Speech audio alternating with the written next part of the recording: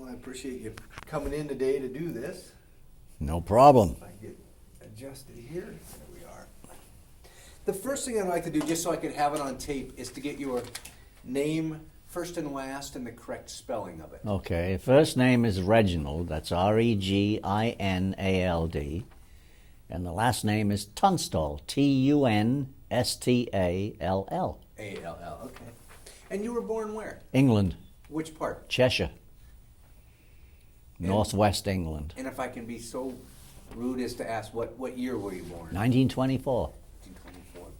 So you were pretty young. Yeah, I was a boy entrant.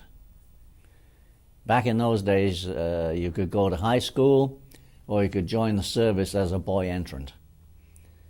So I elected to join the service. And I went in the Royal Air Force as a boy entrant at 14 and a half.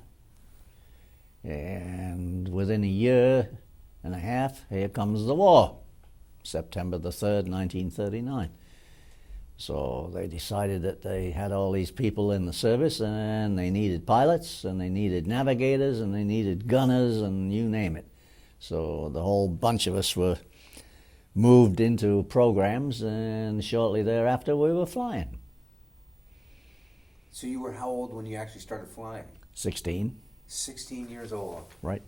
So as a boy entrant, did you have to get parent approval or? Yes. So your mom or dad had Because you signed on for 25 years. 25 years. Mm-hmm. Now, as it happened, during the war, they passed a law that said if you've been in combat for better than 12 months or more, you could rescind your 25-year contract and tell them to shove it. So did you tell them to shove it? I told them in no uncertain terms to shove it. I'd spent 8.5 years and it was time to get the hell out. So when you went in that young, was it like was it kind of like going to a private school? I mean, was there still education? Oh yeah. You went. First of all, you went to a Royal Air Force station called Halton in Lincolnshire, and they trained you to be mechanical work, and then you went to the Royal Air Force College at Cranwell, where they taught you to fly, and from there you went to operational elementary flying school and then advanced flying school and then to a squadron.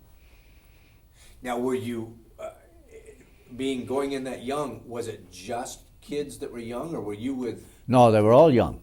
They were all my age group. Oh, okay, so you went with a bunch of adults and no sneaking out to the pubs. And no getting a few pints. That came later. Huh. So once the war started is when they decided to hurry up the process. Yes, because they were deathly short of personnel. They had lots of airplanes, but they didn't have a lot of pilots. And they'd called up the volunteer reserve, which was like our reserves. And they'd all been called up, and still they were short of pilots, because they knew that the Luftwaffe was several thousand airplanes, and all they had was about 600. But they didn't have 600 pilots that could fly them. So they were short of pilots. And they knew it, and they had to really get the lead out and get with it. What did you train on? What type of plane did you first fly? Started out in a Tiger Moth, a de Havilland Tiger Moth, a biplane. 140 horse, 2-seat open cockpit. And then you went progressively to bigger airplanes and then to frontline fighters. Do you remember when the first time was that you, maybe even before you were a full pilot, saw plane-to-plane warfare going on? It was going on during the time I was being trained, but the Battle of Britain hadn't started yet. Goring decided in 1940 that he was going to wipe the Royal Air Force out, and that's when they sent squadrons and squadrons of Stukas and Heinkels and Messerschmitts across the Channel from France. And it's just like going from Catalina to the mainland in California, just 20-odd miles. You could almost see them take off, you know. And that started the Battle of Britain. Mostly Hawker Hurricanes were the frontline fighters, and they dated 37, 38 being built. They were slower than the Spitfire. The Hurricane was a good gun platform, a very stable airplane. Had 8 guns, 4 in each wing. And the Spitfire, of course, had the same, but it was a faster and more maneuverable aircraft. And all accounts say, oh, the Spitfire saved the day. Well, hell, the Spitfire didn't save the day. The Hurricane saved the day. A lot of them got shot down because they were slower. They were slower than the ME-109. But once they got a line on a ME-109, that you could kiss it goodbye, because it was a good, stable platform. When you fired those guns in a Hurricane, it stayed there. With the Spitfire, it squirreled around. But the Spit was a much more maneuverable airplane. Huh. So how old were you when you were sent up for your first combat mission? Late 16s. 16 years old. Mm. Now, do you think, did you grow up fast? Yeah, overnight. Overnight. When they put you in the cockpit of this frontline fighter with a 1,000 horsepower engine sitting up in the nose, and you couldn't see over the nose, you had to fishtail the airplane to see where the heck you were going. And it was a single-seater, so there was no way to get instruction other than the instructor standing on the wing saying, that's that, pull that, lift that, turn that, tap you on the head, goodbye, have fun. And how powerful did you say the engine was? 1,000 horsepower. You know, all of a sudden you jump from a couple of 100 horsepower to 1,000 horsepower, and you got this great big Rolls-Royce Merlin engine sitting in front of you, snarling away like a bunch of angry cats. And when you opened the throttle, you did it very gingerly till you got the tail up and you could see where you're going because the nose came down. Now you could fly it. And mostly off of grass runways. They hadn't gotten to asphalt or concrete runways yet on most of the fields. And most of the squadrons were just fields. Wow. So do you think you were more excited or more scared the first time you took it? Oh, I was excited. It was fun. Yeah. At that age, you know, you're looking for fun. And I wasn't at all scared, except when we got up to altitude and somebody started shooting at you. Then it's time to realize that, hey, these little buggers want to kill me. Had they trained you well for that? Yes.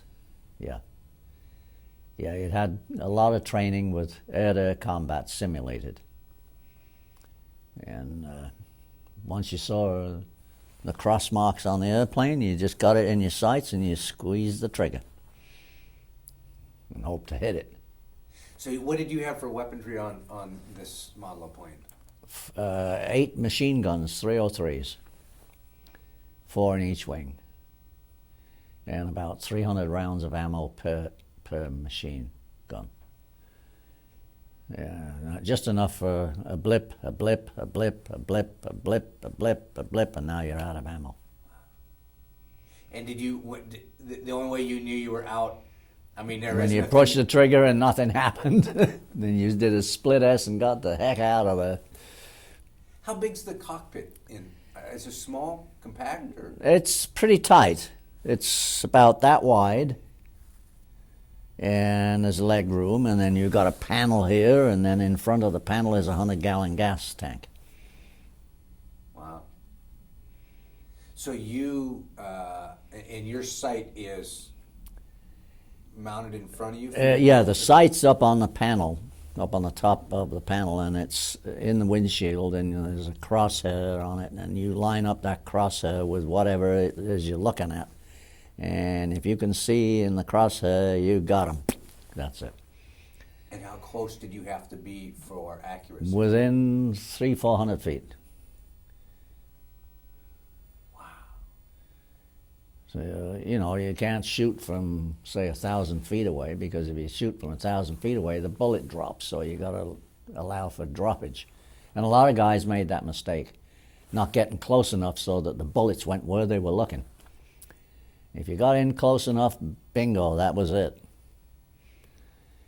So what were some of your duties, I mean your missions that you flew on, and how long were they?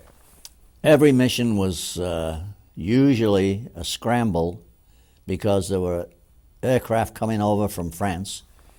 Thank God we had the elementary radar, which Britain had invented, and the radar operators could figure out what course these aircraft were on and what altitude they were at. So you had those two factors, two dimensions, which way and how high. So when you scrambled, you went up higher than that to look down and see them and then dive on them. And you usually had one wingman.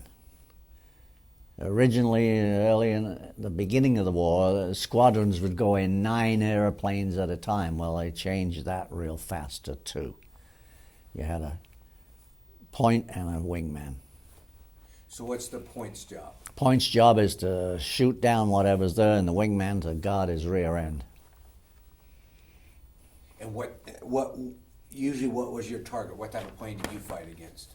Mostly Me-109s. A lot of them were Stukas, and they were just sitting ducks. Even though they had a gunner in the back, with a back seat with an open canopy and a one machine gun. You got on his tail, the machine gunner would fire at you. But if you came in sideways, you usually caught them unaware. And they were much slower airplane. You could just blow them out of the sky.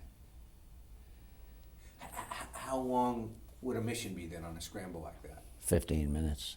Up and down? Yeah. Yeah, because the climbing rate was 5,000 feet a minute, and you went up to 20,000 feet in 4 minutes. You were there. Oxygen? No oxygen? Oh, yeah. Oh, yeah, you wore oxygen, yeah. You had to. Anywhere beyond 10,000 feet, you were on oxygen. And what did you wear for, when you were dressed, what all did you have to put on? Well, usually when you were on standby for a scramble, you had your flying boots on, you had a pair of pants on, you had a flight jacket and a roll neck sweater, and your helmet and your gloves were standing by, and your parachute was already in the airplane. And when you scrambled, you ran to the airplane, the mechanic got it started before you got there. You climbed up, got in, strapped on your parachute, put your gloves and your helmet on, and go. That fast. So how long, once you got a call, how long do you think it took you to get from your barracks or whatever up in the air? Well, we were on standby at the base, had a on-duty standby location where all the pilots assembled, and they just either play cards or read books or just snooze. And when the klaxon horn went off, everybody ran. The airplanes were right outside. So you had like 30 seconds to get to your airplane. That's all it took. And you were airborne within a minute and a half. Did you? I know some of the bigger planes have nicknames. Did the smaller planes? Did you name them? No. What about superstitions with pilots? Did you have superstitions? Yeah, some did. Some didn't. Depended on your background, I guess. So when you were in combat, and again, I'm learning tactics because I know every plane works differently. Was yours usually a dogfight? I mean, did you have some pursue and chase and? It depended on what was coming over. If they were in tight formation, the fighters that came over usually were protective of bombers. So if it was a bombing raid with fighter coverage and you dived in on them, they didn't want to mix it up because that meant they'd not be guarding their bombers anymore. And they were afraid that another group would come in and blow the bombers out of the sky. So they didn't tend to want to mix up into a dogfight too quickly. On the other hand, if it was just a fighter group coming in, and they were going to strafe an airfield or whatever, yeah, then they'd mix it up. And it would end up being a dogfight, one-on-one. What do you think your scariest mission was for you personally? Well, for me, I had a wingman that in 1941 was essentially the kamikaze, before the Japanese even invented the word. He ran out of ammo trying to get somebody off my tail, and he decided to crash dive into the airplane. And I saw it go, both airplanes. Killed him instantly. And he was my buddy, and he'd gone through school with me, and he was 18 years of age. Gone. That dedicated to you. Oh, yeah. Yeah. Yeah. Do you think that was the hardest part of war for you? Yeah. Yeah. Up to then it was, yeah. It got worse after that. Yeah, well, in 1942 I transferred to Bomber Command. Then I started flying heavy bombers over her homeland and dropping bombs on them. And I did 125 missions. Yeah. 125. Because I know, and I don't know about RAF, but I know U.S. 20. 25, and they came home. Right. The Royal Air Force 35, and that was one tour. But I did 4 tours. I didn't want to do anything else. If you finished a tour of bombing, they'd ship you off to a conversion squadron where you would train other crews to fly heavy bombers. I thought that was more dangerous than flying the damn bombing runs, because you had what we call sprog pilots, learning pilots, if you will, converting to heavy bombers, and they'd never flown a heavy bomber before, and they were liable to do just something to cause you to crash and kill. And I thought, no way do I want to go to a conversion unit. I'll stay with the squadron. So I'd take a week's leave, and then I'd come back to the squadron and say, sign me up again. And at this point, you were probably all of what, 19 years old or something? 20. 20 years old. So when in the bombing squadron, what planes were you flying then? I started flying Halifaxes, Handley Page Halifaxes, 4-engine bombers. And I did 2 tours in Halifaxes. Then the Canadians formed a new group in Bomber Command called 6 Group, which was based in northern England. And they were flying Canadian-built Lancasters that were built in Toronto and flown over to England. They were short of personnel, so the Royal Air Force seconded or loaned out a bunch of Royal Air Force personnel, and I was one of them. And I got on a Canadian squadron, and I spent the rest of the war with the Canadian squadron.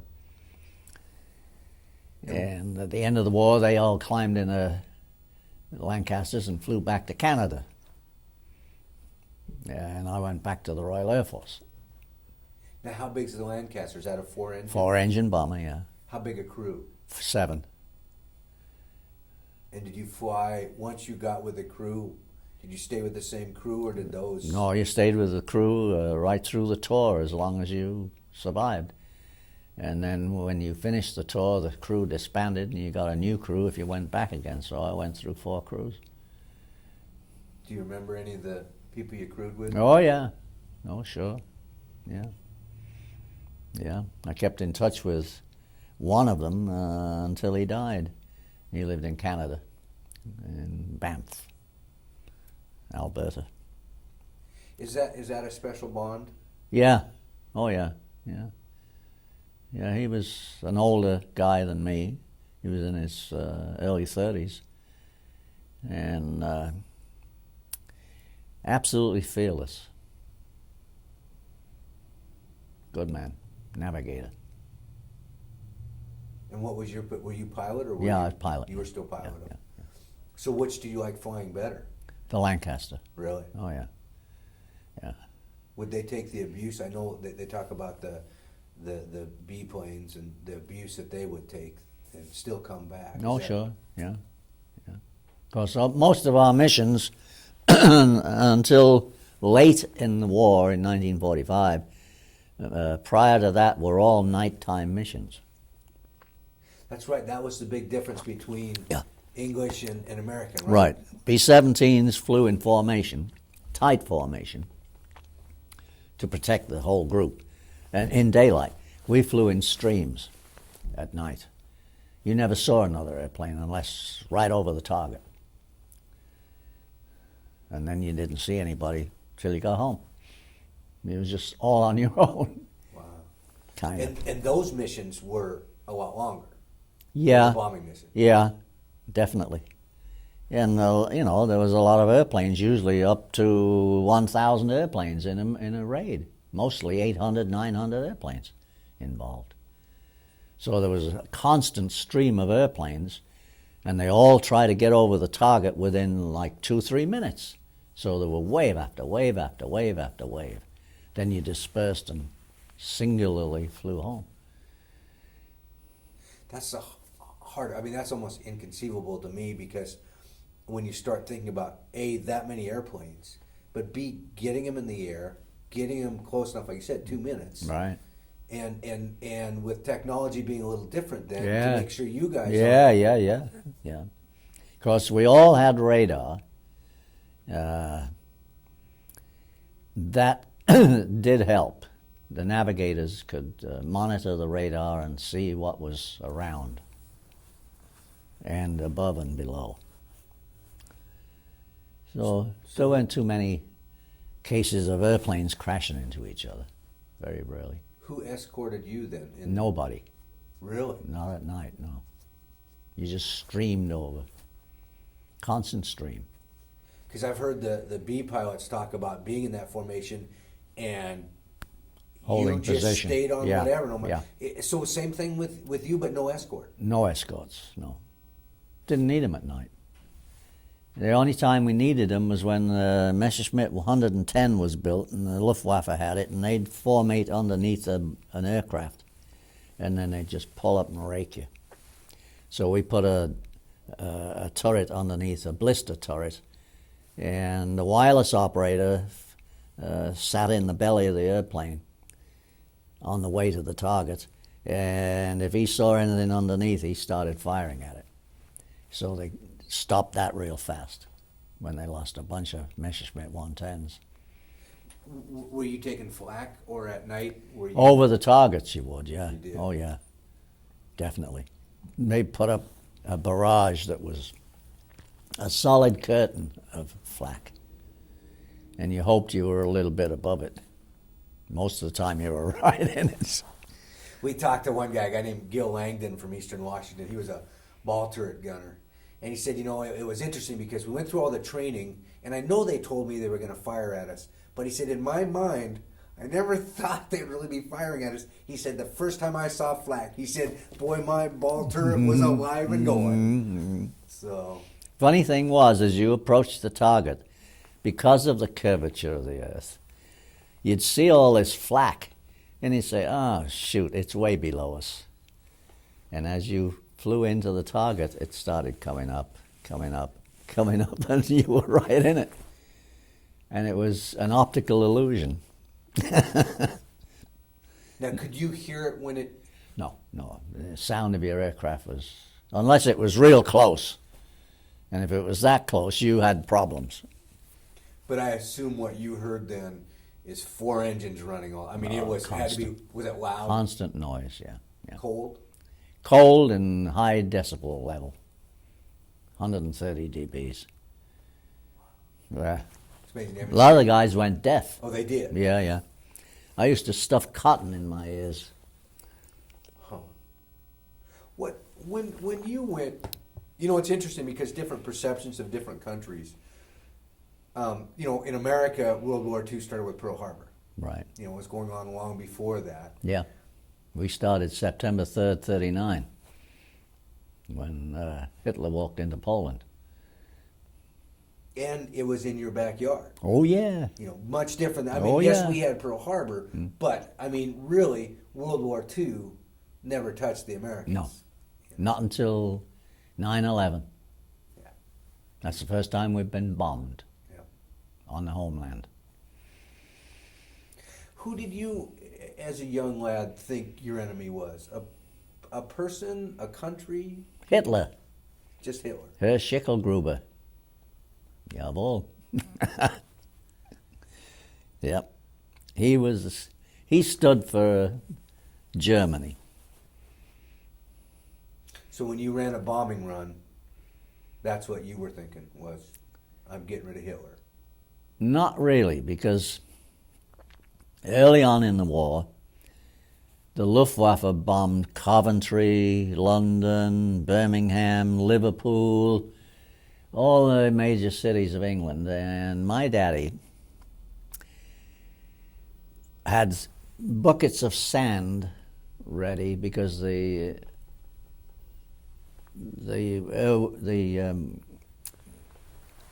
air raid precautions people had said, have buckets of sand handy because if they drop incendiary bombs, you can snuff them out by blanket them with sand. And in 1941, an incendiary bomb from a bunch of German bombers landed on the roof of my home, and my dad climbed up the ladder with a bucket and tossed it on the incendiary bomb and put it out. I still got that bomb at home. That's enough to make you wet your pants. And it was built in 1936, and it was dropped in 1941. And when I got into Bomber Command in 42, I said, I've seen what the Luftwaffe has dropped on England. It's time to give it back tenfold. And we did. And that was primarily why I went into Bomber Command. There wasn't much going on with Fighter Command. By then, all we were doing was strafing France and giving the Germans fits. But I thought it would be much more concentrated to be flying a bomber with 12,000 pounds of bombs on board. Now, the B-17 was lucky to carry 4,000 pounds of bombs. My Lancaster ended up carrying 20,000 pounds of bombs towards the end of the war. And is that when you get to the target, you open up and you dump that full amount? I once landed, coming back to England, of course, English weather being what it is like Washington. We were diverted to a field in Lincolnshire, which was a United States Air Force B-17 squadron. And these guys, of course, were very hospitable. Each crew of the B-17s adopted one of the crews of the Lancasters and made sure we had places to go eat and places to sleep. And the next morning, the captain who had this B-17 said, I want to take you out and show you B-17. I said, fine. So we got in a Jeep and we went around the perimeter track, and here's his B-17, and he climbs in. He says, oh, I'm going to open the bomb doors. You now stand there and watch. And he opens the bomb doors, and I look. I say, yeah, that's nice. He said, well, we can carry a lot of bombs. I said, sure you can. Yeah, now, have you ever seen a Lancaster? No. I said, all right, let's get in the Jeep and we'll go back to my bird. And I climb on board and I go up in the cockpit and I says, now watch this. And I open the bomb bay doors. Jesus Christ! Because 2/3 of the fuselage was bomb bay.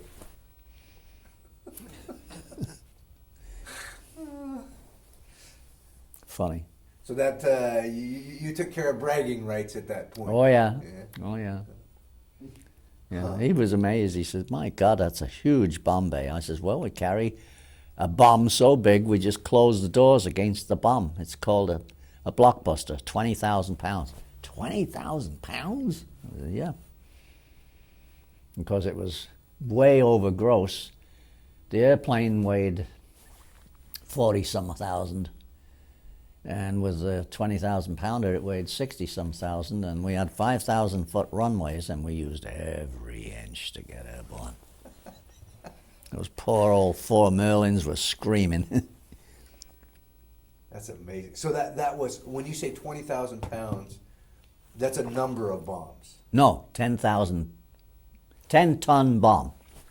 One 10-ton bomb. Wow. It was called a Blockbuster. It weighed 10 tons, 20,000 pounds. Give me an idea, so I can visualize that. As big as a car? As wide as this room, and, geez, I don't know how big around. As big around as that top of that table, at least. Bigger. And how was your accuracy? Pretty good. Pretty good. But of course it was a surface explosion, so it just it blew everything in all omnidirectional. And you flew at what altitude? Where would you drop 20,000. And you dropped it from 20,000? Yeah. And what were some of your missions? What were targets that you were supposed to? Oh, you name it. Berlin, Kassel, Hanover, Bochum, Magdeburg, Munich, Hanover, Mannheim.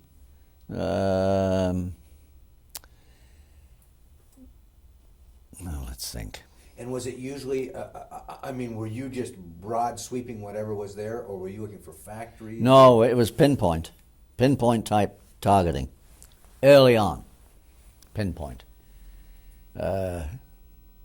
Krupp's had a factory making whatever, so you'd go after Krupp's factory. If it was somewhere where we were making tanks, you'd blow them to hell. Later in the war, like the firebomb of Hamburg, we went back 3 nights in a row with 12,000 pounds of incendiary bombs. Now, an incendiary bomb is about as big as that little tube there. And 12,000 pounds of those is a whole mess of them. And we bombed the city of Hamburg. 800 and some odd airplanes dropped, 12,000 pounds apiece, and caused a fire thing in the city. And people, of course, would go down into cellars and so on, but because all these magnesium bombs were burning and burning all the oxygen, the people were asphyxiated. They died from a lack of oxygen rather than being hit on the head. And after the war, I got a chance to go on the Berlin airlift, and I was based in Hamburg. And Fuhlsbüttel Airport, which is Hamburg's major airport, is 12 miles out of the downtown section. And there's a street called the Steiner Dam. And the Steiner Dam was the main drag going into Hamburg. When I landed at Fuhlsbüttel and got in a car and they drove me into the town, I'm looking at the buildings on both sides of the street. There wasn't one building intact, all the way for 12 miles. They really bombed the hell out of Hamburg with fire bombs, not explosives. So it was the worst firebomb city in Germany, Hamburg. Does that create, because war is a beast unto itself. Yeah. I've never been there, so do you disassociate your mind when you're on a mission like that? Oh yeah, you have to. Yeah, you have to. Because otherwise you just say, oh, what the hell are we doing this for? This is stupid. After the war, we all said that. This has been stupid. But it's political leader against political leader. Exactly. The politicians, we should stick them against the wall, put a blindfold over their eyes, call in the guards and shoot them. All of them. All of them. Because the politicians are ruthless. All they want to do is feather their nest, and they don't give a damn about the population. Only when it comes time to vote, they want your vote. And they'll give you a line of BS about yay long and hope you vote for them. Politicians cause strife, struggle, servitude. They also cause wars. Well, it's like our president now. He wants to go into Iraq in the worst way. Not that I blame him in that case, but it's an example. We interviewed a veteran yesterday who had been in WW2, Korea, and Vietnam, and he said, you know, the way to solve war is if the politicians have to go first. Exactly. That it would be a different. Give him an M16 and say, go on. War can become very impersonal when they get so far removed. Yeah. I mean, even historically, for me, it's become more personal because I've talked to so many veterans now. But reading it in a book, it was names, dates, places, figures. Yeah.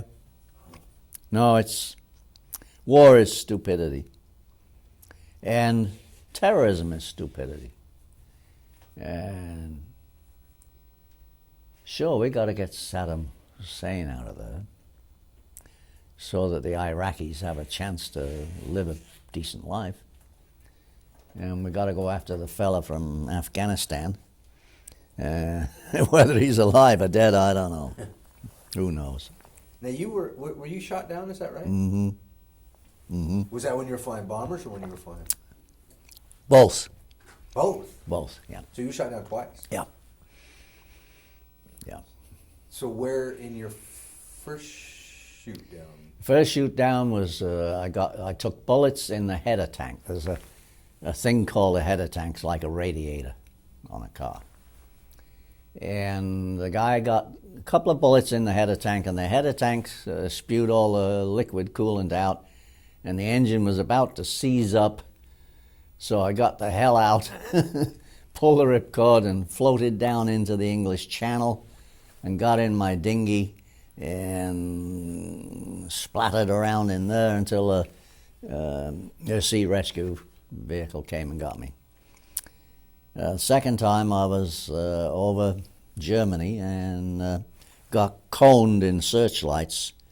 And once you get coned in searchlights, they were radar controlled. It was almost impossible to get out of them. You'd try to dive out of them. With the 4-engine bomber, you can't do much in the way of aerobatics.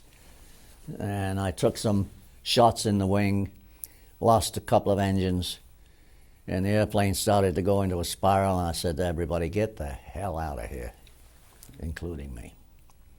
And I was taking POW. And so were those the first and only 2 times you've been in a parachute? Yeah, thank God. So you never really had training. I mean, your training was what? Get out and pull a ripcord. Right. So did your full crew get out there? Oh, yeah. And where was that you were shot down over? Northern Germany. And where did you land? In a farmlands or town? In a field, and there were people on the road, and a member of the police, and the policeman came over and told me to put my hands in the air, which I did. And he took me to the nearby Wehrmacht army barracks, and they handed me over to the Luftwaffe, and the Luftwaffe put me in a Luftkamp. And the Luftkamps were set up as a temporary camp. They kept you there for maybe 2 or 3 months, and then they shipped you off to a prisoner war camp, proper prisoner war camp, or a labor camp. And while I was in the temporary camp, I decided this wasn't for me, and I escaped. And I walked 300 miles across Europe, and on the walk I made contact with the French Marquis, the underground, and they got me to the coast, got me on a fishing boat, and over to England. So how did you escape? So it was a temporary camp. Yeah. I mean, did you escape through the fence? Or? No, through the gates. The gates were open. On a Saturday night, the commandant would go out in his Mercedes to pick up his girlfriend, and then the car would come back with the girlfriend and then pick up the commander. He was getting dressed while the car went to get her. So they opened both sets of gates, inner and outer, and they got in their pill boxes, and it was usually raining or snowing like it does here. And these guys didn't want to get wet, and they're sitting in there puffing on their cigarettes and not looking what's going on. And I observed this from our hut. I saw what happened 3 times in a row, and I says, that's the way to do it. So I talked to the escape committee, and they says, yeah, it sounds like a plan. It's your tail end that's on the hook, so if you want to do it, do it. So I did. And I ran like hell. So just you, or did No, just me. Just you. Yeah. And did you speak German? No. So now you're out. Yeah. Sleep during the day and walk by night. And stay off roads. Stay in the fields. Did you have your clothing that you had coming out of the plane, or did Yeah. Sure. So it wasn't a prison outfit then? No. So how did you find the French underground? I just stumbled on them. I had been sleeping in ditches and haystacks and whatever, and I had a hell of a cold. And I knew I was in France because the signs on the corners of the roads were in French, not German. So I decided to go to a farmhouse and see whether I could get some food and maybe get a wash or a bath or something. And it turned out that the farmer was a member of the French underground. And he put me in touch with a Marquis, and they arranged for me to get a bath. They changed my clothes. They gave me French clothes and a beret to wear and all that garbage. And the only thing I kept was my flying boots. And they escorted me into Paris, and on a horse and cart with vegetables in the back. And this was a farmer taking his vegetables to market. And he stopped and he took me to this house, and the lady took me upstairs and put me in the loft. Turned out to be a house of ill repute. Good place to hide. And then they arranged for me to go to the coast with this another horse and cart. And this man was supposed to be a fish seller, and he was going to the coast to get fish. Well, he talked to the man that owned the fishing boat. Now, the fishing boats were allowed to go out 5 miles, but this guy went all the way to within 1 mile, and he says, I can't go any closer because I've got to get back. You're going to have to swim. So I swam the last mile on my back, just, And this would be in the English Channel? Yeah. Not a real warm... No, it was cold. Yeah. Huh. Now, did you speak any French? A little. So you could kind of Yeah. communicate? Yeah. Huh. By that point, when you were hungry and wanted, did you care if you got caught again by that point, or? Oh, yeah. Yeah, and what I did at night, if I was going through a field and I knew it was, it has obviously been a crop, I'd scratch around to see if there were any potatoes or whatever, and eat them raw. That's the only food I got. So at this point, you are all of 21? 20. 20 years old still. Yeah. Wow. Things you do when you're a kid. So once you swam in and got back to England, did you join back up again? Oh, of course, yeah. They interrogated me and sent me back to my squadron. And the squadron says, okay, you can have a week's leave. You've been a good boy. And I went home, and of course, in the meantime, my mother had received a telegram, missing in action. And when I banged on the door and she opened the door, she went... Yeah, I guess that would be a little shocking. It was. It was. Did you enjoy the time? I mean, I've heard, in fact, the gentleman I talked to yesterday said that war is tragedy, but there also was some goodness. 'Cause he talked about friends and... Yeah. There were good times. Yeah. Particularly when you got on leave. Went home on leave. And being in an operational squadron, every 6 weeks you got a week's leave because of the pressure of flying for 6 solid weeks on missions. And they'd say, okay, you got a week to do whatever you want to do. And of course, the Canadians would go down to London because that was the Mecca. And sometimes I went to London with my buddies, but most of the time I went home. It was a good time, good life. I know over here the Flyboys have always been kind of the elite. Yeah, you know, they were in England too. More women. And yeah, they were in England too. They were treated with respect because they were doing a tough job. Not many people want to do that. Although, occasionally in a pub, you'd meet Navy guys, and you'd talk to them, and they'd say, "What are you doing?" "Oh, I'm a submariner." "You're a submariner? Wow!" You know, to me that was the most dangerous job in the world, because you're sitting there under the water in a tube, whereas I'm flying up there in a tube. Different though.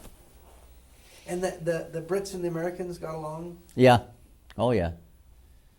Fun fellow camaraderie? Yes. I mean, yes. practical jokes played back and forth or anything? Oh like sure.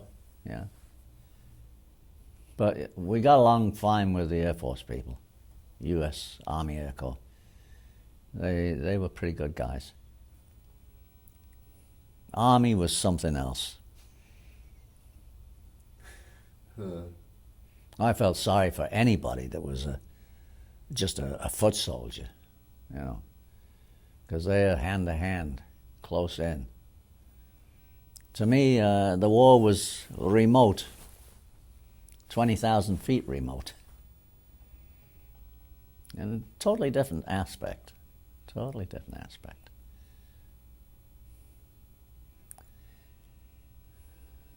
I know I talked to some of the Army, and they said they were jealous of you guys because Oh, sure. you basically got to go home at night. Yeah, right. I mean, it was a base, but you flew to where they're out, wherever they Yeah, end up. wherever they are, yeah. Yeah. At least you had your quarters and you slept in your own bed. Tough part was when somebody didn't come back and you had to clear his room out. Oh boy, that was rough. Yeah. Was that a daily event? Most of the time, yeah, because it didn't matter when you did a mission, somebody's going to get clobbered. And you didn't know whether they were bailed out or whether they crashed or whether they're dead or alive. They're missing in action. Sometimes they came back, sometimes they didn't. We talked to one gentleman, again, it was Gil Langdon, I think, that he said, you know, the first day coming back from the mission, when I got down, I stopped to see who else came in. He says, I cried that day. You bet. He said, but after that, I stopped looking. I just didn't want to know. Right. But we talked to other guys who said blankets, I guess, were real valuable. Mm-hmm. And that if you were gone, everybody go get your blankets. And he came back, they thought he was down. Mm-hmm. And everybody's stolen his blankets. Stolen his stuff, right. Survival, I guess. Yeah. Do you remember what you guys talked about around the barracks? Yeah, mostly the job. How to improve your survivability, what to do if you had to bail out over Europe, how to get away from POW camps if you can, and how to contact the Marquis if you know how to do it, and learn a little bit of French. Because most of the time you're flying over France to get to Germany, so your chances of being in France are pretty high. And what to do on leave. And of course their families. That was a big one, wasn't it? Yeah. I remember talking to Warren Chazelle, and in the movies they always make it look like prisoners of war would talk about their girlfriends back at home. And I said, "Is that what we talked about?" He said, "No, we talked about food, Right. writing recipes and what we would have." And I think he's the one that every day still flapjacks and butter, pancakes and butter. He still has it every day because he missed that so much. 60 years later. Yeah, food was a real problem. Real problem. They'd have guys that were into cooking who become part of the cooking staff. "Hey guys, we're having potato soup today." "Oh, great." You line up for the potato soup and here's liquid and you say, "Well, where's the potatoes?" Maybe 1 or 2 potatoes for 2 gallons of soup. Now, did you have different rations than the American? I know that they always talk about C rations and K rations for the U.S. forces. Did you have a different dietary? Oh yeah. Flight crews were treated very well. When you got back from a mission, you had steak and eggs, bacon and eggs, or whatever you wanted, you got. And this is in England where food was strictly rationed.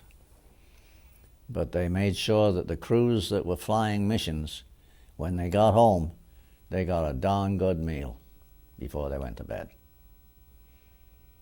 And that's the only time you got a good meal. The rest of the time it was garbage. That's interesting, the different perspectives in that way and positions within Yeah, when you came back from a mission, the first thing you did, you went to interrogation. Yeah, what did you see? What did you do? What, they want to know all the information. And then you went to the mess hall and had a returning aircrew meal. And that's when you got a good meal. And if it was early enough, you'd go to the old club and have a couple of drinks, and then you go to bed. And you could get a couple of shots of scotch, which you couldn't find anywhere. But they always had it for the crews. So you ended up having perks. And thank God we did. Without the perks, I don't think anybody would have done it. Was your mom proud of you? Yeah. Oh, yeah. Was that hard on her, do you think, having you? I don't think so. No, she was glad that I did what I wanted to do. And so was my father. More so. Now, I heard that your plane that you flew in, was it the Lancaster that ended up you were up in Canada or something? Or Yeah, see, it was a Canadian-built Lanc, and they flew it over to Europe, and they used it in Europe. Okay, I flew it. Now, in 1950, from 48 to 50, I was in the West Indies flying airlines, British West Indian Airways, and on a contract for 2 years. And at the end of the contract, they could either send me back to England at their expense or give me the difference in dollars, and I could go wherever the heck I wanted. And I said, well, hell, I don't want to go back to England. What's in England? Nothing. I'm going to Canada, Toronto. So I get up to Toronto and get a job with AV Row Limited, which was the manufacturer of the Lancaster in England and Canada. This was the Canadian version of the company. And I'm test flying a jet fighter that they designed and built. But one day I'm walking through the shop, great big long factory, and they had flown in Lancasters from Saskatchewan. They had been in storage like Davis Monathan in Arizona, and they were refurbishing these Lancs.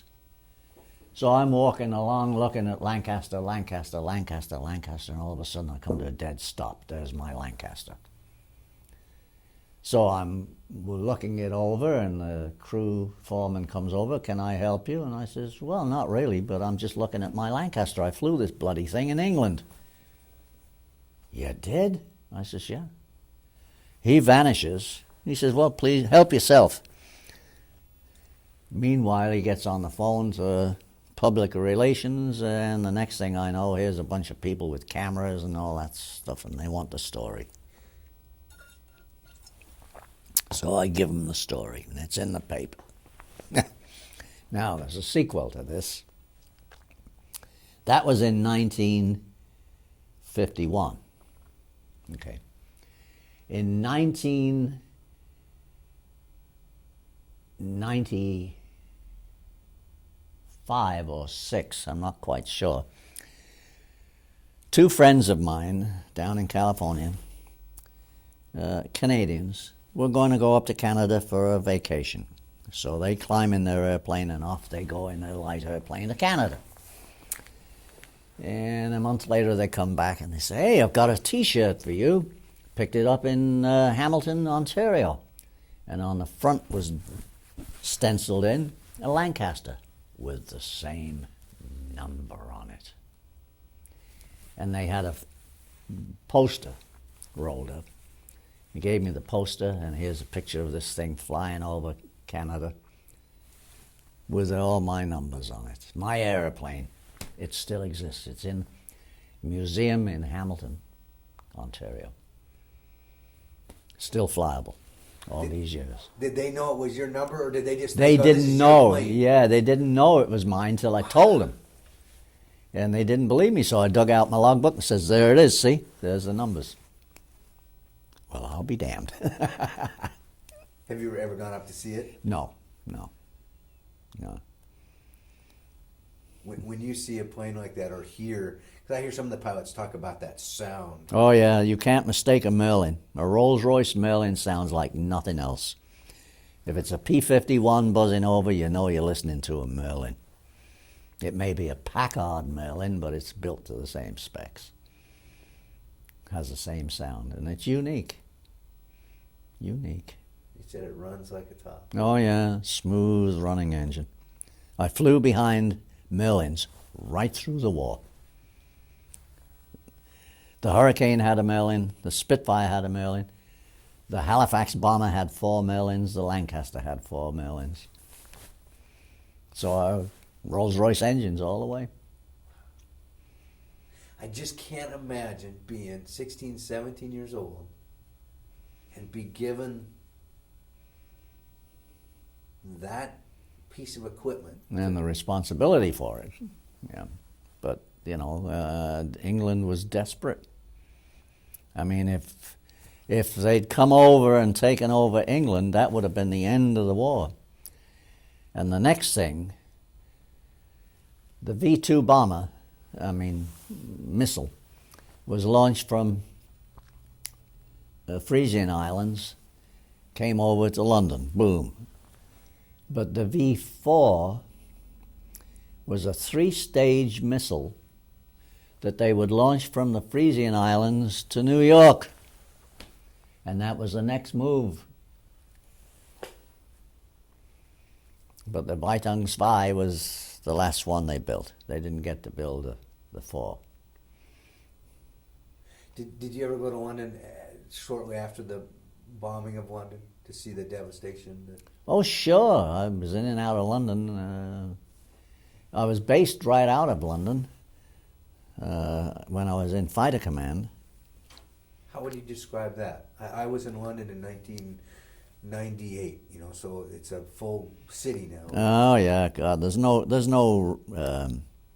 There are no remains of the damage in any of the cities. Even the German cities have been Cologne was completely rebuilt after being completely bombed. You go to Cologne today, you wouldn't see any damage anywhere. Hamburg the same way. It's just wiped clean, gone. Because it's over half a century ago. It's a long time. A long time. Do you think that there's anything that the history books are leaving out that we need to let future generations know about? Kids today have no concept of what World War II was all about. None whatsoever. Where was it? What was it? How long was it? How many people got killed? You know, statistics like Bomber Command of the Royal Air Force lost 67,000 guys. That's a statistic that's never even mentioned. And, you know, 8th Army Air Corps lost thousands of guys too. Stupid. Stupid. And the only time it comes home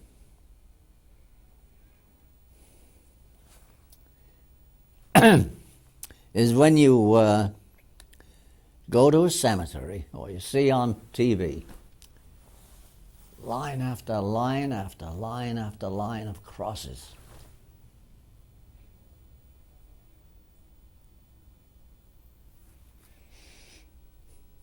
Stupid.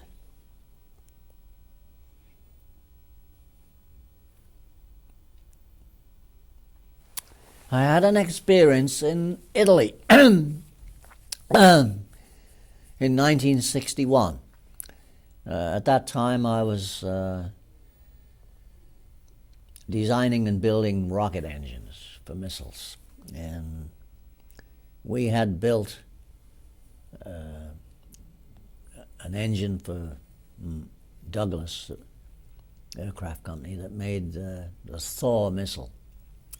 And the Jupiter missile was built by Chrysler in Detroit. Well, the Chrysler missile, the Jupiter, was based in Italy and Turkey, and the Thor missile was based in England. So the Air Force decided they were going to make a trip over to Europe to check on these squadrons and see how they were maintaining these things. And they wanted somebody from Rocketdyne, the company I work for, to be with them so that they could check on the engines. So I got the job of flying with them. So we get over to Europe and we check the Royal Air Force bases where they had the Thor missile and they were fine. And then we jump over to Paris, spend a couple of days in Paris, then go down to Italy, southern Italy, Gio del Colle. We checked the Italian Air Force out, and the first thing we see underneath one of the missiles was a group of Italian Air Force guys cooking up spaghetti. Typical Italiano.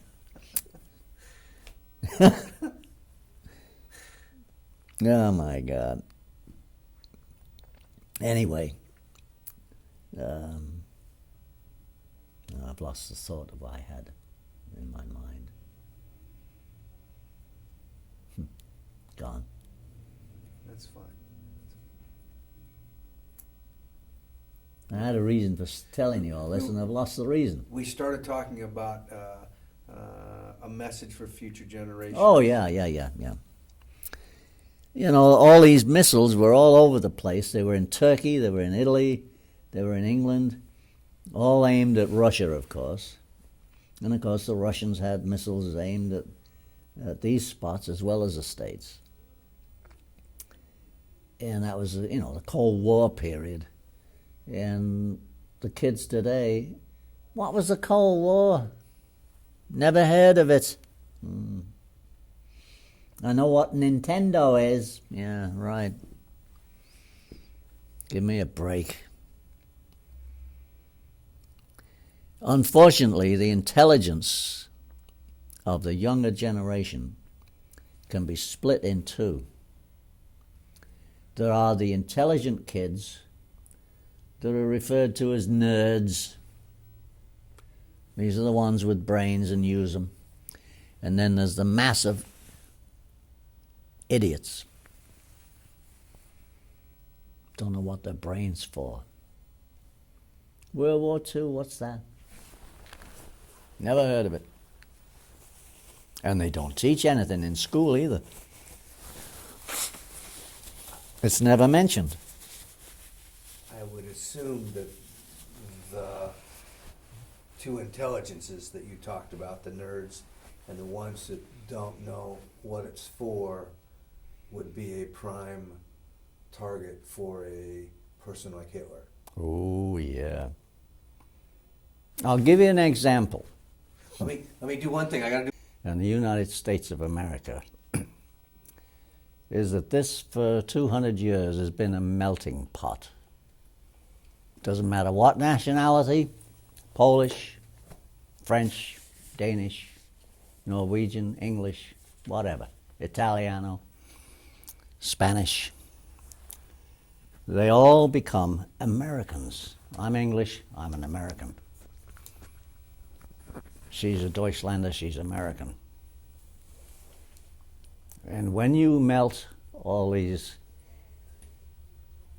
nationalities together and call them American, you've got something that no other country in the world has got. None. The Chinese are Chinks. The Japs are Japs. The Deutschlanders are Deutschlanders. Sieg Heil. And the English wave a bloody flag. Oh, there goes the Queen. Jolly good show. Jolly good show to the Queen. The richest bitch in the world. Was that your view growing up too? I mean, Oh, God. I stood on a square quadrangle with all my squadron in the snow, freezing my ass off, waiting for King George VI and the Queen and the two princesses to show up. And of course, they're all powdered up and they look like they've had a holiday in the south of France. In the middle of winter, just so that this bloke can clip on my chest a piece of ribbon and a medal. And I thought, boy, oh boy,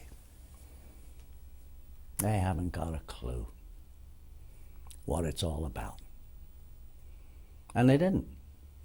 They were just going through the motions of doing whatever they had to do. And they still do. They had a little fire in Windsor Castle in the library. And on BBC, here comes the Queen.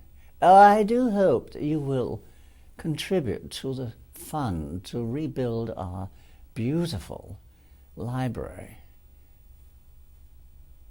Say what?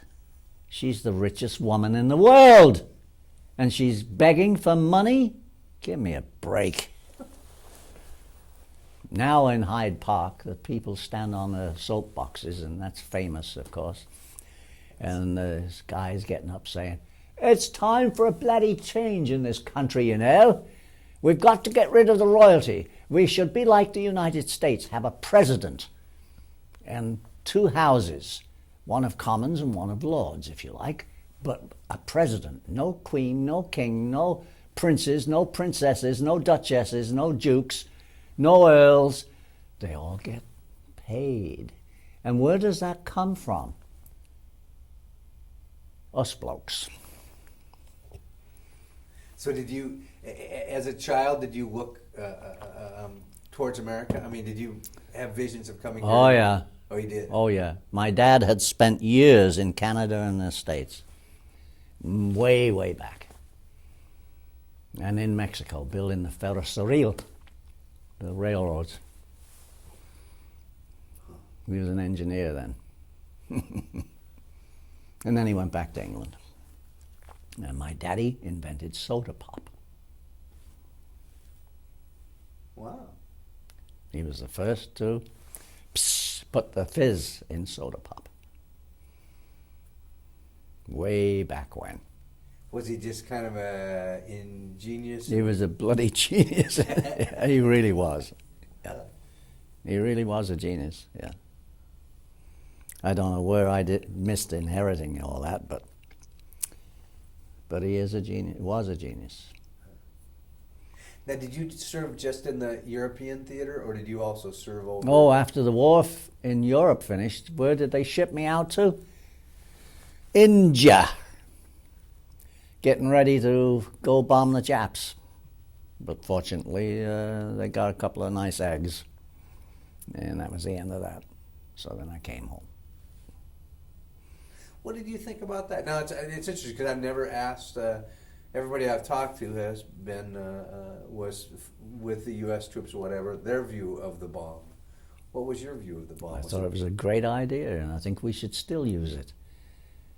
I thought so when we went into Afghanistan. Give me an F-16 and an MB-3 Genie, and I'll guarantee to put it where it's supposed to go.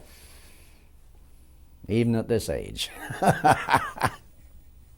Because I can still fly. I just sold my airplane last year. I built my own airplane. It took me 8 years to build it. Wow. Because when you got done with the war, you said enough of the service. Yeah. And then you continued to fly? Oh, yeah. Yeah. I flew right through till the late 50s. And then from then on out, I flew light airplanes. So you had a love of flying then? Oh, yeah. I was a test pilot for a number of years at Edwards. What was the best plane in World War II, you think? Probably the Spitfire.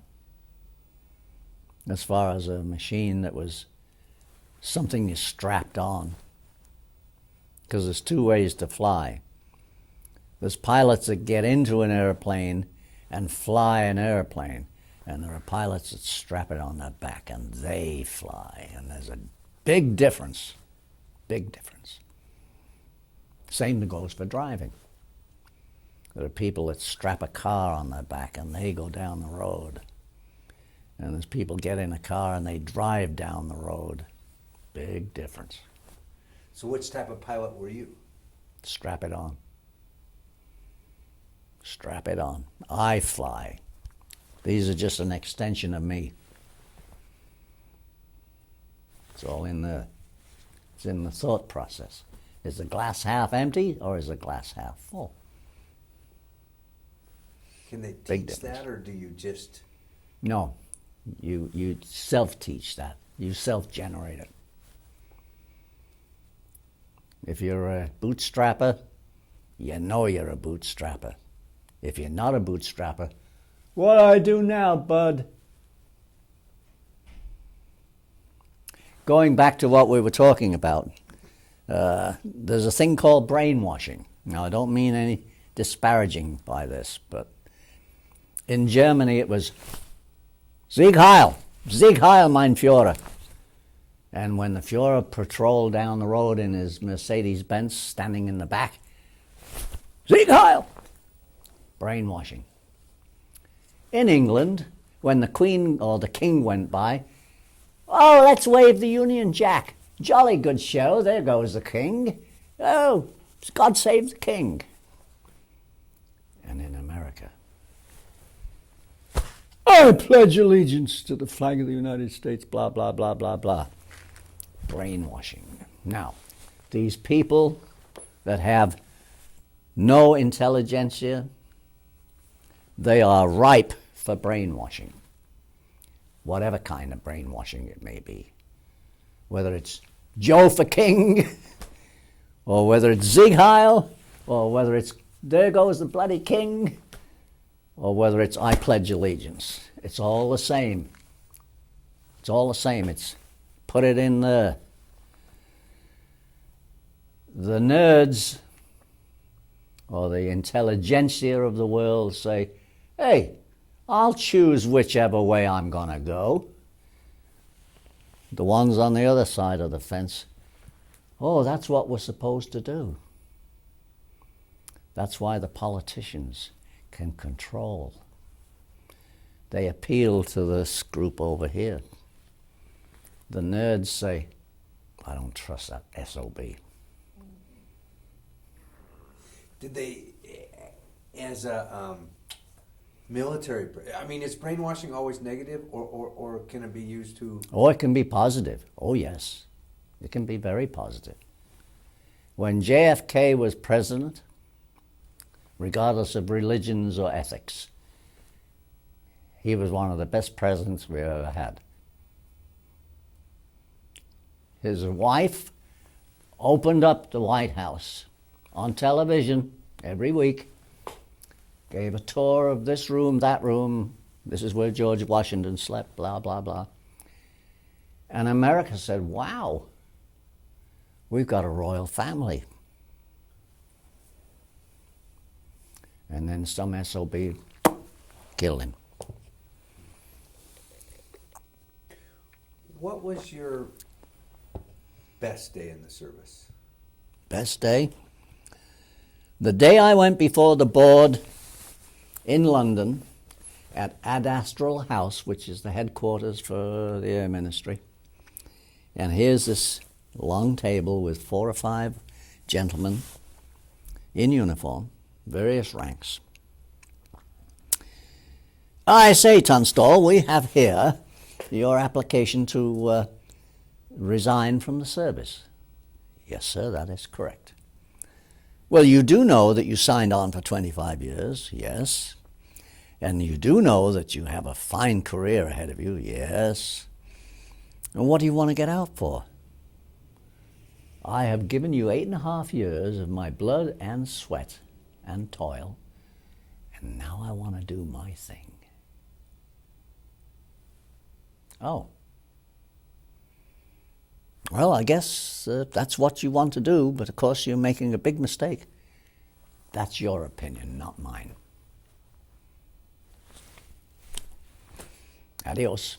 And that was after, again, 125 missions. Yeah. Yeah. And I reminded them of that. I said, I don't know what you blokes were doing during the war, and I don't care.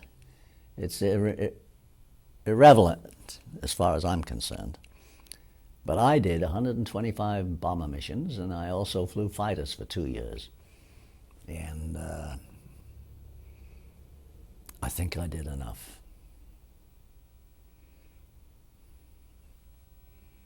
What was the worst day in the service? I had a crash in early 1944. I was coming back from a mission, flying to Halifax, and I had lost 3 engines. The thing was gradually descending on the last engine, which was firewalled. And I made it across the channel and was calling Mayday, Mayday, Mayday, Mayday, Mayday, because I was losing height. I was down to about 2,000 feet. And an Air Force base, Royal Air Force base at Tangmere, responded and put up a cone of searchlights, and they said, do you have us in sight? And I said, Roger, I have you in sight. You may land on any runway. Well, by the time I got there, I didn't have enough altitude left to fly the pattern and land on the runway. I flew, there's the runway, I landed this way. Narrowly missed a WAF quarters building. There was a subterranean road. I bounced through the fence, over the road, into a field, ripped the airplane all to hell.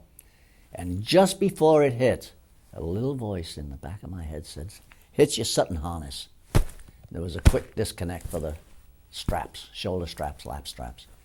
And I went phew, out through the roof, like the guy in the circus that comes out of a cannon and lands in a net.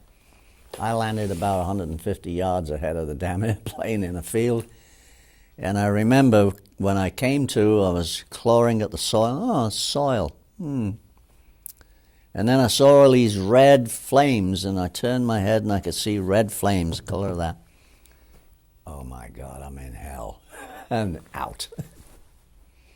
Next thing I wake up in a hospital.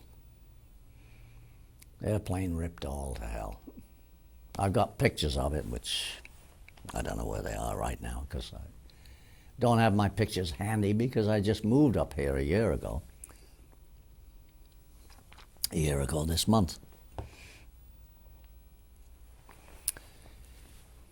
Did you lose crew members? One guy. Yeah, I lost one guy.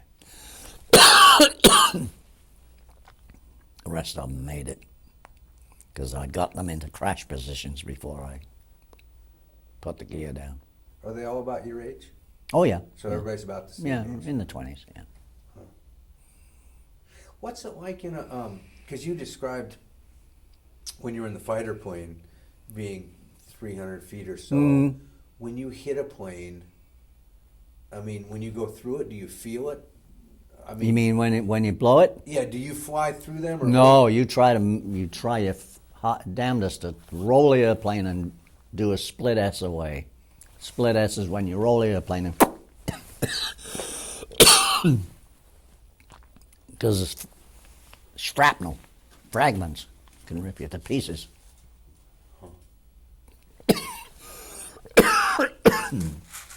No, thank you.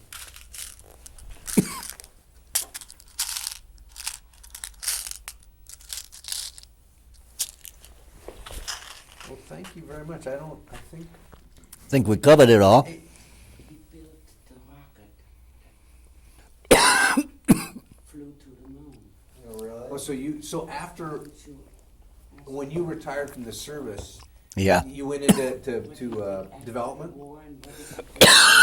No. First of all, I went into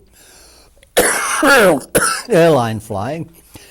Oh, excuse me. Airline pilot for a while.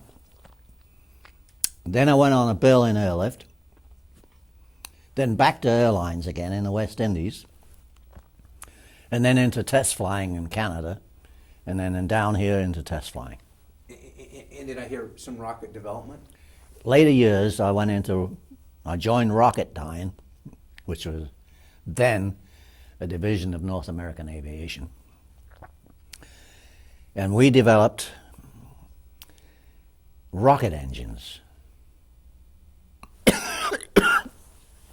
And my job was to design and develop and test rocket engines. So when America got into the space program, Alan Shepard was the first man picked to make a suborbital flight up and back down. The engine was developed by Rocketdyne from the original V2 engine, the Weissungszwei. But when it was part of the V2, it only ran for 60 seconds. And then the turbo pump would give up the ghost. So I redesigned the turbo pump, the pump that pumps the propellants into the thrust chamber. And I took it up to Edwards rocket site, mounted it in a test stand, and there was an adjacent test stand, coupled the two stands together with alcohol and liquid oxygen, and ran this engine for 180 seconds. Took it out of the test stand, took it back to Canoga Park, stripped it, checked all the dimensions, rebuilt it in a white room, put it in a box, got my crew together, went down to Cape Canaveral, hung it in the Mercury Redstone, and told Alan Shepard, don't be afraid of it, it's going to run. Yeah, but it only runs for 60 seconds. I says, wrong. I run it for 180. You did? Yeah. Okay. Off he went. And it ran for, I think, 120 seconds, and then it was shut down. Safe. Within the limits. And it was successful. So I put Alan Shepard out. My last job, America had designed a missile called the Peacekeeper, or MX. This was the ultimate missile in the Cold War. Huge thing, 4 stages, and my 4th stage had all the re-entry vehicles, 10 of them, 10 20 megaton bombs. And the objective was the first 3 solid stages got it out to 160 miles. Then my liquid propellant engine projected it to a window in space. And the vernier engines rotated the whole thing so it looked down at the Earth, and it spun up the first missile with nitrogen gas and ejected it in a true ballistic curve to a target. Meanwhile, the vernier engines turned the thing, and the main engine moved it to a second window, and it did this 10 times till it had ejected all 10. We launched the first one in 1983. 5,000 miles out into the Pacific. And they got all the targets painted. And right in the middle of the targets are bloody missiles. Within 20 feet after 5,000 miles. That's like saying, from here to Tacoma, I'm going to shoot a little pin. And it's going to land right on the top of such and such a building. The Air Force couldn't believe it. They couldn't believe it. The general at the base at Vandenberg came into my office and he says, "My God, we've looked at all the data. How in the name of God can we fire something 5,000 miles and land within 20 feet? And I looked him straight in the face and I said, engineering. And we launched 17 of them out of 20. And he called me in his office after the 17th. He says, "Reggie, there is no point continuing this program. We've launched 17 perfectly, all excellent shots. I'm going to use the last 3 to train my Air Force people." And I said, "I don't blame you. I would too. What are you going to do?" "I'm going to retire." And I did. Boy, it's fascinating because you saw, I mean, what a progression from Oh, yeah. World War II. Oh, yeah. Yeah. Yeah. Because, I mean, the bombs you were dropping in World War II were pretty amazing for the For that time, yeah. Yeah. But archaic now. My God, we've got guided bombs that go right to the target. And you said the one was 20 megatons? No, 20,000 pounds. But I mean the one you just talked about with the... Oh, yeah, the 20 megaton. 20 yeah. megaton. 20 megaton atomic, yeah. Yeah. And, you know, the big atomic bombs that were dropped on Japan were huge things. You've seen it on TV, I'm sure. The 20 megaton bombs we've got today are about the size of the container of a bunch of golf clubs that you put over your shoulder. About yay long and about yay diameter. Small. Small. And when they're launched from a platform in space, they're spun up just like a bullet, which is wound down a barrel, spun up to stabilize, and then you throw them out, and they just go through a total ballistic curve to the target. So you gotta be precise here to get to that target. But it's all calculated out in a computer going backwards from the target to this point in space. And the precise moment of launch. And it's within 20 feet. Because when you were doing your bombing runs, Oh, you were... half a mile or a mile, depending on how close the Pathfinder people had marked the target. They went in low and dropped flares on the target. And your bombardier spotted those flares and dropped the bombs on that. And if they'd screwed up with the flares, you didn't hit the target. And if it took a half a second to get from your bombardier's eyes to the fingers, a half a second at 20,000 feet. Yeah. Miles away. Yeah. Have you ever gone over to Germany where you remodeled during No. World War II? No. So you have... I was in Germany 3 years ago on a tour of Europe. And hit a lot of towns including Munich, which is a beautiful city, and went right down the Rhine River. And you wouldn't find anything from World War II anymore. It's gone. Same in England. You wouldn't find any damage. It's all gone. 60 years. Do you hold any animosity towards the Germans? That's why I got her.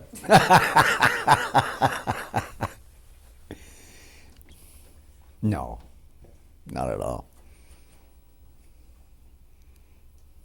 Not at all. But I often do this to her. She doesn't like that. Jawohl. I did that once to, I had a French teacher, and being young, I didn't even understand what it meant. Well, I had the whole class stand up and do that. Well, she had been in France during that, so Yeah. Mrs. McGrath didn't like me. No. Well, thank you. I'm going to get you unmiked. Okay.